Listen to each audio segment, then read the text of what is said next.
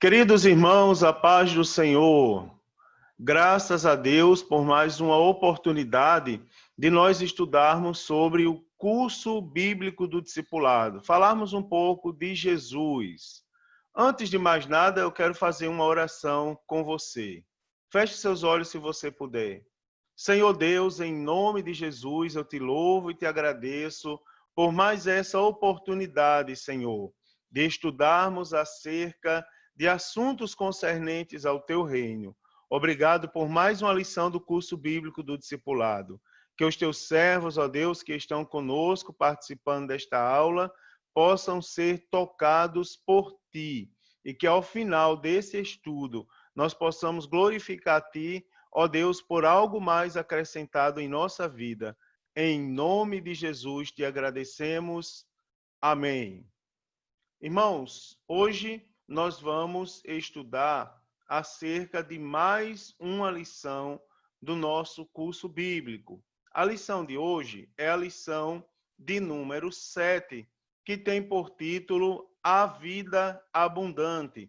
Nós estamos numa sequência de lições, desde a primeira, não é, onde falamos de quem é Jesus, até a lição de hoje, que é uma lição muito propícia para todos nós, muito importante, inclusive, para a nossa vida de fé.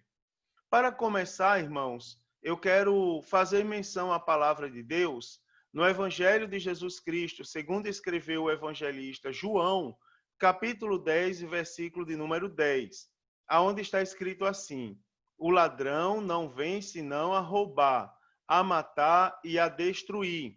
Eu vim para que tenham vida e a tenham com abundância. Essa é uma frase, não é? Uma fala do nosso Senhor e Salvador Jesus Cristo, registrado lá pelo evangelista João, onde ele compara que o ladrão vem para matar, roubar e destruir, mas ele, Jesus Cristo, vem para nos dar vida e vida em abundância. Portanto, perceba que a nossa lição está na Bíblia Sagrada e tem tudo a ver com a nossa vida de fé. Já na introdução, eu quero comentar com os irmãos que a vida em si, ela é um presente de Deus para todos nós. Nós, cristãos, devemos ser reconhecidos acerca dessa dádiva, desse presente que Deus nos deu. E geralmente, irmãos, as pessoas gostam de usufruir deste presente. É uma pessoa que abre a sua boca e diz que não quer viver, que não quer mais estar nesse mundo e até mesmo tenta contra a sua própria vida, é alguém que está com algum transtorno muito sério que precisa ser tratado. Geralmente as pessoas gostam de usufruir desse presente de Deus. É bom viver, não é? Vamos fazer essa afirmação bem objetiva. É bom viver. Entretanto, irmãos, facilmente nós observamos, não é, no nosso dia a dia, pessoas que não têm uma vida farta de realizações e de felicidade. É comum, inclusive, as pessoas estarem em busca dessas realizações e dessa felicidade. É assim, desde que o pecado entrou no mundo e o ser humano resolveu viver independentemente em detrimento ao seu Criador, surgiu então uma série de ameaças à vida, e das quais nós podemos citar violência, ódio, drogas, bebidas alcoólicas, prostituição, roubo, mentira e outras coisas mais semelhantes a essa que nós poderíamos citar já na introdução da nossa lição. Deus criou o ser humano para que o ser humano viva bem e feliz consigo mesmo, com o próximo, não é? Mas o pecado, ele prejudicou e impediu a realização da vontade de Deus para as pessoas. Lá no livro do Gênesis, capítulo 1, versículos 26, 27 e 31, nós podemos achar escrito o seguinte texto: e criou Deus à sua imagem. A imagem de Deus o criou. Homem e mulher os criou. E Deus os abençoou. E Deus lhes disse: frutificai e multiplicai-vos. e enchei a terra, e sujeitai-a, e dominai sobre os peixes do mar, e sobre as aves do céu, e sobre todo animal que se move sobre a terra. E viu Deus tudo quanto tinha feito, e eis que era muito bom, e foi tarde e manhã do sexto dia. Então você observa que Deus, ele criou o homem em vida abundante, em plena liberdade de viver e em comunhão com a natureza, em comunhão com o próximo. E por que não dizer em comunhão com o Criador? Agora, preste bem atenção à seguinte verdade. Jesus nos dá a vida abundante. Ou seja, Jesus, se nós observarmos para voltarmos os nossos olhares, digamos, a Jesus, vamos observar que Jesus supera o poder do mal e realiza a vontade de Deus em nossa vida, fazendo-nos experimentar uma vida realmente íntegra e plena, em harmonia com o Criador, conosco e com o próximo. Romanos capítulo 5, versículo 1 diz assim: tendo sido, pois, justificados pela fé, temos paz com Deus por nosso Senhor Jesus Cristo. Ou seja, através de Jesus Cristo, nós temos paz com Deus. Nós podemos usufruir verdadeiramente de uma vida abundante. E por que não dizer, quem tem Jesus na vida tem paz com Deus, tem paz também consigo mesmo. E por que também não lembrar a paz que tem com o próximo, né? Ou com as pessoas que estão em sua volta. Toda a vida humana, ela está orientada a essas três direções: eu, o próximo e Deus. Então guarde essas três palavras aí, essas três direções da vida humana: nós mesmos, né, o próximo e, ou seja, as pessoas que estão em nossa volta, e o nosso Criador, que é Deus, tá certo? Três palavras que nós temos que guardar a partir de agora. Então, quando essas relações elas não estão funcionando de modo adequado, se torna difícil para alguém possuir uma vida abundante. Preste bem atenção que uma vida plena e farta, ela não consiste em apenas conforto material, em ter uma bela casa, um carro do ano e coisas semelhantes a essas materialmente falando, não é como conforme algumas pessoas imaginam. Então, somos seres sociais por natureza e de modo algum poderemos ser felizes sem nos relacionarmos com as outras pessoas. Agora, preste bem atenção, ninguém pode se relacionar bem com o próximo se não estiver bem consigo mesmo, tá certo? E, acima de tudo, se não estiver bem com Deus. Preste atenção aqui, ó, que nós estamos estabelecendo a partir de agora uma prioridade. Nós devemos estar bem com Deus e conosco, não é? São as duas prioridades na vida de um cristão para ele alcançar a vida abundante. Por quê? Se nós não estivermos em comunhão com Deus, como estaremos em comunhão até mesmo com nós mesmos? Não é, irmãos? Nós poderíamos viver, aqueles que dizem que não precisam de Deus, vivem numa vida de engano. Então, primeiro, temos que ter comunhão com Deus, e de estarmos bem com Deus. Segundo, nós devemos estar bem conosco. Não é? Algumas pessoas, por exemplo, acordam mal-humoradas. Isso é uma coisa comum, digamos. Algum dia a pessoa acordar e naquele momento que acordou, não querer se relacionar bem com as pessoas que estão em volta. Isso é uma coisa até comum de acontecer. Mas preste bem atenção, irmãos. Preste bem atenção. Se nós não estivermos bem conosco, nós não vamos conseguir nos relacionar com o próximo. Então, preste atenção. Nós temos que estar bem com Deus, nós temos que estar bem conosco e depois nós temos que estar bem com o próximo, tá certo? Então, isso é uma grande verdade, se você prestar atenção, que nós temos que cultivar na nossa vida de fé.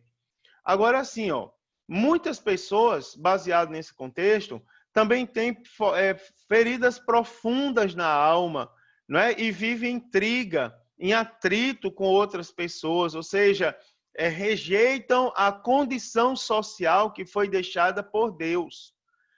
São pessoas que possuem grande dificuldade para viver em paz, porque elas guardam feridas, elas guardam rancor. Essas pessoas, elas precisam urgentemente conceder o perdão às pessoas que lhe magoaram ao longo da vida. E também, irmãos, acima de tudo, essas pessoas precisam ter um encontro com Jesus Cristo, para que recebam a paz de Jesus Cristo, que excede todo e qualquer entendimento, e, consequentemente, sejam curadas e recebam o amor que só é proveniente de Deus. Aí, então, após esse encontro extraordinário, é que a pessoa poderá finalmente viver em harmonia consigo, com o próximo, com Deus, não é? E, consequentemente, então, a partir daí, ter uma vida abundante. Então, preste bem atenção o que eu acabei de falar. Se você, por algum motivo, guarda rancor, mágoa de alguma outra pessoa e tem dificuldade de sarar essa ferida, você precisa urgentemente ter um encontro com Jesus Cristo. Conceder o perdão a essas pessoas e receber a paz de Jesus Cristo no seu coração, a paz que excede todo e qualquer entendimento. A partir daí, você poderá começar a usufruir de uma vida abundante, de uma vida de paz, de uma vida que só a presença do Espírito Santo de Deus pode nos proporcionar.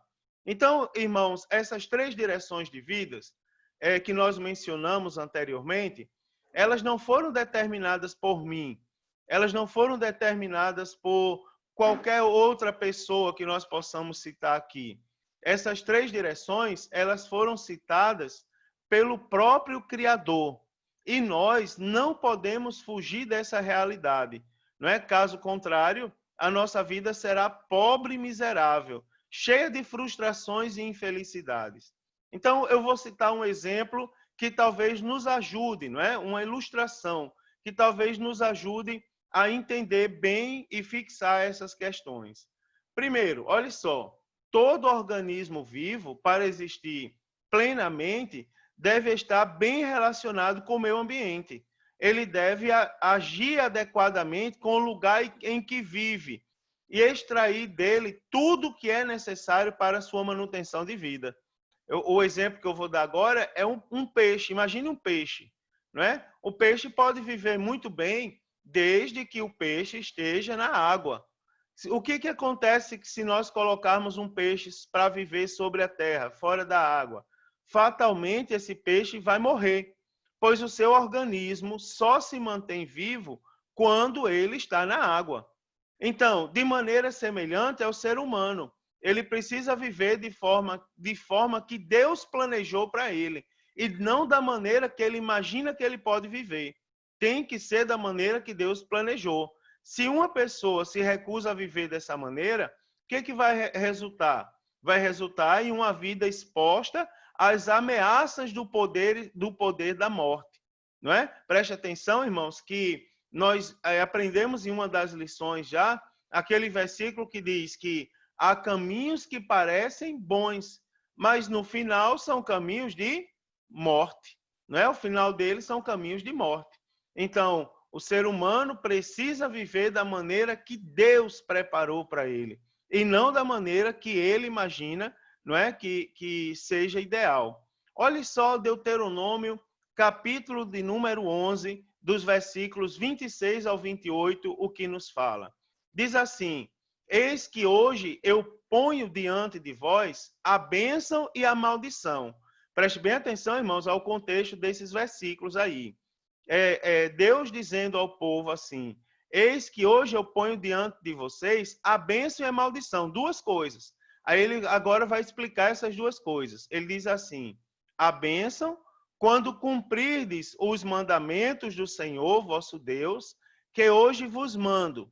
E agora ele diz a segunda coisa: porém, a maldição, se não cumprirdes os mandamentos do Senhor, vosso Deus, e vos desviardes do caminho que hoje vos ordeno, para seguirdes outros deuses que não conhecestes. Então você observa, em resumo, tudo que nós estamos falando. Lembre-se das 3 palavras: Deus, nós mesmos e o próximo. não é? Aqui está a receita para termos uma vida abundante. Olha só, eu falei há pouco tempo atrás que o ser humano que não consegue viver socialmente, que não consegue perdoar, que guarda inúmeras feridas no coração e não permite que essas feridas sejam saradas por Deus, eu disse que essa pessoa precisa ter um encontro com Deus. Olha Deuteronômio o que é que diz. Eu ponho diante de vocês a bênção e a maldição. Quando é que vem a bênção? Quando cumprirdes os mandamentos do Senhor teu Deus, que hoje vos mando. Ou seja, irmãos, quer ser abençoado? Olhe para os mandamentos de Deus. Mantenha comunhão com Deus. Lute pela comunhão com Deus. Porque esse contexto fala do outro lado. Ele diz também a maldição. E quando que vem a maldição? Aí o versículo diz, se não cumprirdes os mandamentos do Senhor vosso Deus, e vos desviardes do caminho que hoje vos ordeno, para seguires outros deuses que não conhecestes. Então, nesse caso, o que vai vir é a maldição. A bênção quando somos fiéis e a maldição quando nós nos desviamos da verdade, dos caminhos do Senhor nosso Deus. Preste atenção que a Bíblia Sagrada, você já observou que ela ensina claramente que o pecado é a base de todo relacionamento inadequado da parte do indivíduo para consigo, próximo e Deus, não é? O que quebra a nossa relação com Deus é o pecado. É a única coisa que pode atrapalhar a nossa vida com Deus. Chama-se pecado. Nós devemos fugir do pecado, não é, irmão? Devemos correr do pecado. A Bíblia diz para a gente fugir da aparência do mal, inclusive. Preste atenção que toda e qualquer bagunça no meio dessas três palavras, não é? Deus, eu e o próximo, parte do pecado.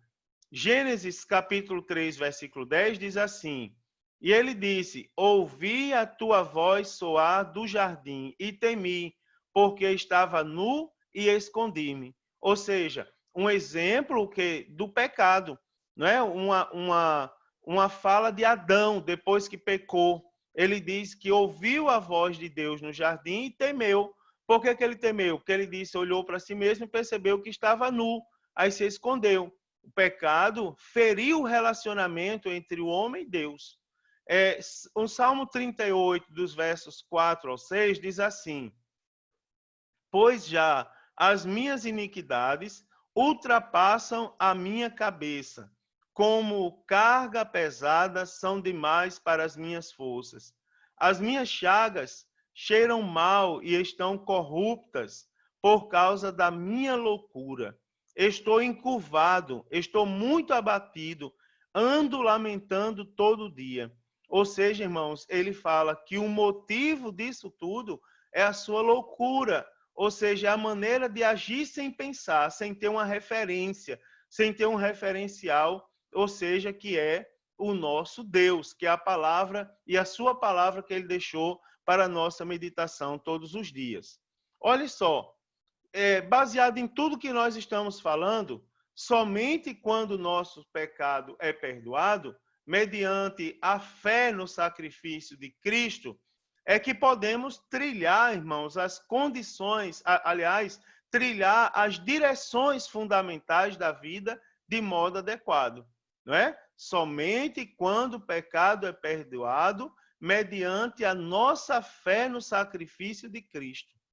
Então, somente assim poderemos viver plenamente, em harmonia conosco, vivendo de modo saudável e feliz em família, em sociedade e principalmente em contato com Deus. Aí eu vou resumir tudo agora, toda a nossa lição, afirmando para vocês, isto sim é vida abundante.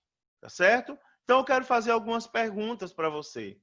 Você já aceitou a Jesus Cristo como Senhor e Salvador da sua vida?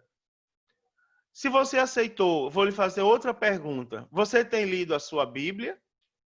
Outra, já está experimentando a realidade de uma vida feliz e abundante?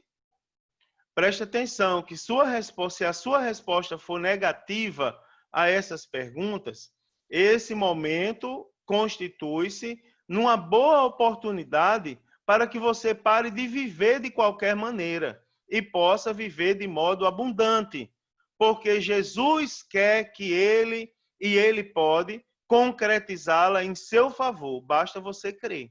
Você crê que Jesus pode lhe dar uma vida abundante? Creia e viva abundantemente com Deus e as pessoas que você ama, pois nosso Deus realiza mais do que pedimos ou pensamos, conforme seu poder que em nós opera, conforme está escrito na carta do apóstolo Paulo aos Efésios, capítulo 3 e versículo de número 20. Assim sendo, nesse momento, você já deve estar percebendo o quanto é maravilhoso o plano de Deus, pois nesse plano nós podemos usufruir de uma vida plena. Agora que nós já estamos conhecendo o que é viver de verdade, não dá mais vontade de voltar atrás, seja sincero. Se nós alcançamos a salvação em Cristo Jesus, já andamos em conformidade com os seus mandamentos, quem vai olhar atrás?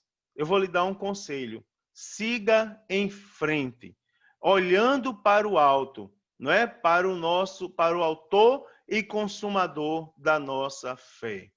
Eu quero nesse momento orar com você mais uma vez. Senhor Deus, diante de ti, eu te agradeço por mais uma lição deste curso bíblico do discipulado. Já a lição 7, Senhor. Eu te louvo, ó Deus, pelo assunto maravilhoso. Ó Deus, pela pauta maravilhosa que o Senhor separou a todos nós neste dia. Meu Deus amado, em nome de Jesus, continua conosco, Senhor, nos abençoando, nos guardando, nos fazendo entender que o melhor para a nossa vida é estarmos em ligação com o Senhor. Ó Deus, obedecendo os teus santos mandamentos e caminhando juntos com os nossos irmãos. Aleluia, para a vida eterna que só o Senhor pode dar. Senhor, nos ajuda a usufruirmos desta vida de maneira abundante e plena, pois isso é para a glória do teu nome. Eu te louvo e eu te agradeço.